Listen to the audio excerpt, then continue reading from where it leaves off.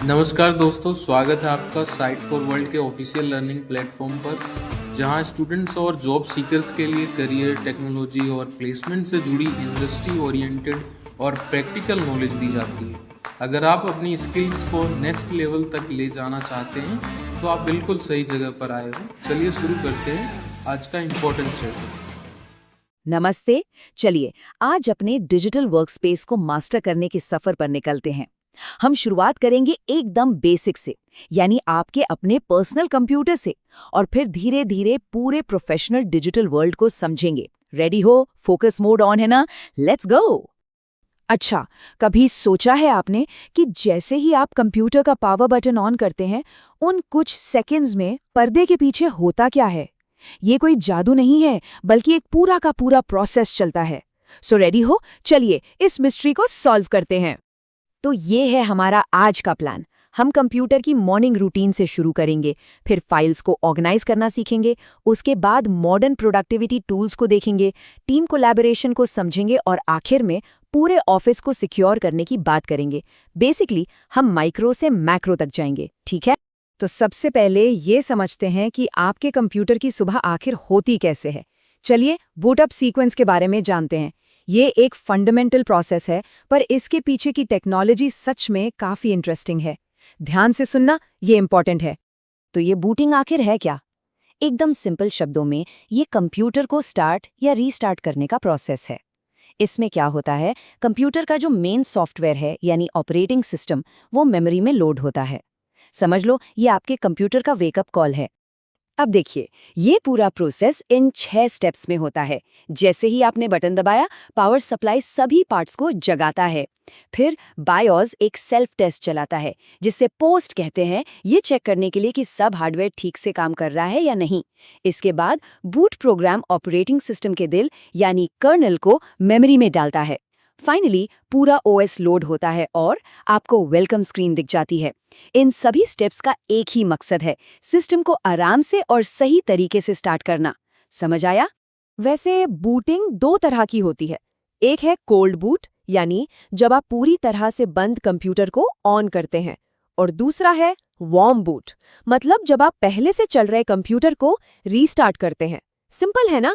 लेकिन हम रीस्टार्ट करते ही क्यों हैं? सवाल तो है। अक्सर जब कंप्यूटर स्लो हो जाता है या हैंग हो जाता है, या फिर कोई नया सॉफ्टवेयर इंस्टॉल करने के बाद सिस्टम को एक फ्रेश स्टार्ट देना होता है। रीस्टार्ट करना बेसिकली सिस्टम को एक क्लीन स्लेट देने जैसा है, जो कई छोटी मोटी प्रॉब्लम्स को अपने आप सॉल्व कर देता है। ठीक है, कंप्यूटर तो ऑन हो गया, अब आगे बढ़ते हैं और देखते हैं कि हम अपनी डिजिटल दुनिया को ऑर्गेनाइज कैसे कर सकते हैं। आप इसे अपना पर्सनल डिजिटल फाइलिंग कैबिनेट समझ सकते हैं। फाइल मैनेजमेंट वो सिस्टम है जिससे कंप्यूटर आपकी सारी फाइल्स और फोल्डर्स का हिसाब रखता है। सोच के देखिए, अगर ये ना हो तो सब कुछ एक डिजिटल कचरे के ढेर जैसा होगा, जहां कुछ भी ढूंढना नामुमकिन हो जाएगा। इसके बिल्डिंग ब्लॉक्स बहुत सिंपल हैं। फाइल, जिसमें आपका डेटा होता है। फोल्डर, जो इन फाइल्स को ऑर्गेनाइज करने के लिए एक बॉक्स जैसा काम करता है। फिर है फाइल एक्सटेंशन, जो फाइल का टाइप बताता है। और आखिर में फाइल पाथ, जो उस फाइल का यूनिक एड्रेस होता है आपके सिस्टम में। ये क्लियर है या कंफ्यूज हो? जैसे कि आप यहाँ देख सकते हैं, अलग अलग एक्सटेंशंस अलग अलग फाइल टाइप्स को बताते हैं। .docs मतलब वर्ड फाइल, .jpg मतलब इमेज, और .exe मतलब एक प्रोग्राम। ये एक्सटेंशंस कंप्यूटर को बताते हैं कि फाइल को किस एप्लीकेशन से खोलना है। एक तरह से ये फाइल का सरनेम है, जो उसकी पहचान बताता है। फाइल्स को ऑर्गेनाइज करना तो ठीक है, पर आजकल का काम इससे कहीं आगे निकल चुका है। चलिए अब उन टूल्स की बात करते हैं जो हमारी प्रोडक्टिविटी को एकदम नेक्स्ट लेवल पर ले जाते हैं।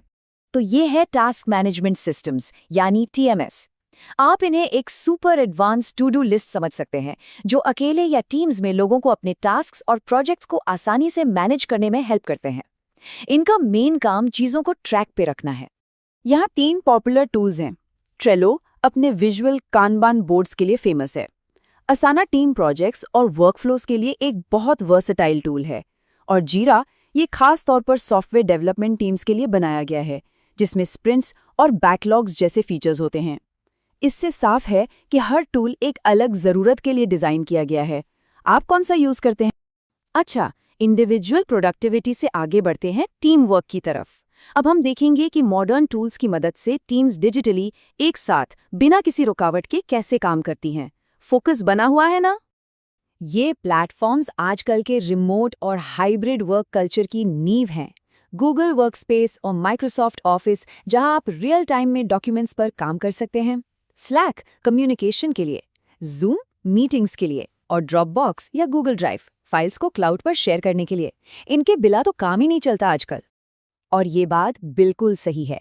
जब इन्फॉर्मेशन आसानी से शेयर होती है तो हर टीम मेंबर को लगता है कि वो प्रोजेक्ट का हिस्सा है और उसे मोटिवेशन मिलता है।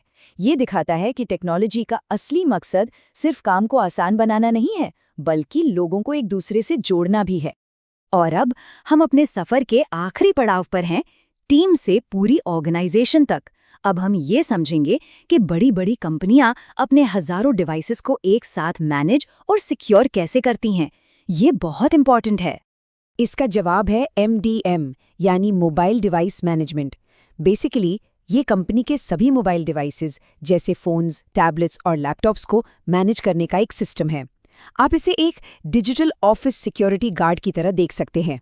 ये काम कैसे करता है? एक सेंट्रल सर्वर होता है जो सभी डिवाइसेस को कमांड्स और पॉलिसीज भेजता है, और हर डिवाइस पर एक छोटा सा एजेंट होता है जो इन कमांड्स को रिसीव करके उन्हें ऑपरेटिंग सिस्टम के जरिए लागू करवाता है। सिंपल सा क्लाइंट सर्वर मॉडल है। अब अगर इंटरव्यू में पूछा गया कि कंपनीज MDM क्यों यूज करती हैं, तो आप क्या बताओगे? इसके कई फायदे हैं। सभी डिवाइसेस पर एक जैसी सिक्योरिटी पॉलिसीज लागू करना, एप्लीकेशंस को दूर से ही अपडेट करना, डिवाइसेस को ट्रैक करना और ये श्योर करना कि सभी लोग कंपनी के रूल्स फॉलो कर रहे हैं।